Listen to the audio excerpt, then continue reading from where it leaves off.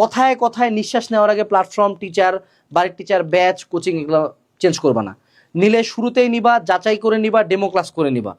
কোনো এক জায়গায় ভর্তি হয়েছে, টিচার একদিন আসে নাই বাদ, টিচার একটু খারাপ পড়েছে বাদ, তুমি টিচারকে প্রতি মাসে বেতন দিতে বাধ্য। তুমি যদি তাকে বাদও দাও তাও তুমি বেতনটা ঠিকই দিবা। কিন্তু প্রতিবার নতুন করে টিচার হলে নতুন একটা মানুষের সাথে তোমার অ্যাকাস্টমড হইতে হয়।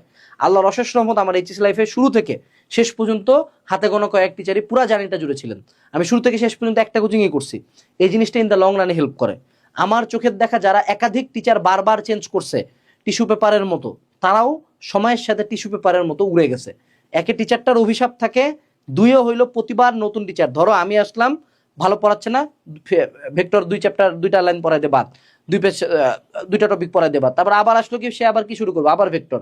3টা টিচার বা 4টা টিচার যদি তুমি বদলাও, যদি প্রত্যেকে 2জন করে পড়ায়, 8 দিনই তোমার টিচার আসলো, বাট 8 দিনে ভেক্টরের 2টা মাত্র টপিকে আগাইছে। এটা থেকে কোনো গেইন নাই। সো টিচার শুরুতেই বা প্ল্যাটফর্ম বা কোর্স যেটা হোক, যেটা নিবা, স্টে লয়াল টু